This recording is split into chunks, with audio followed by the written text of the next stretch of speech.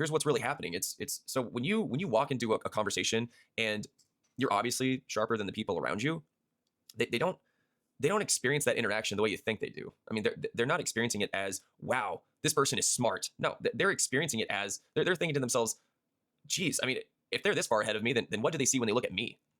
Right. And they won't say that out loud, obviously.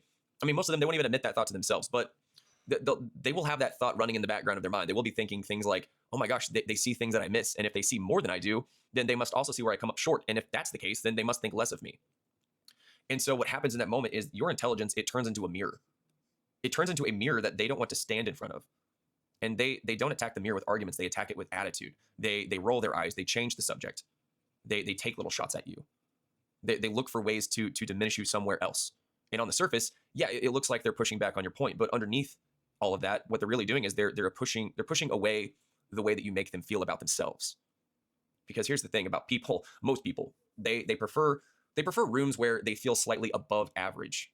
Where they're not challenged and they're not outclassed. They're just comfortably competent.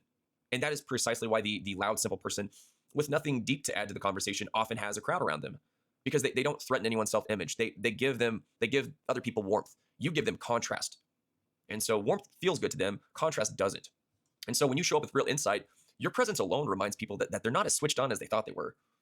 And you didn't insult anyone. It's not that you said anything incendiary per se, but they felt insulted. If they feel insulted, then they're going to react on that feeling and not the facts. But there's another layer here that smart people tend to miss, and that's that if someone can't beat you on ideas, they're smart enough to not sit there forever and lose. They're not going to sit there and lose forever. They are smart enough to leave that arena. And here's what they do: they at some point they drag the whole thing out of the arena of reason and into the arena of will.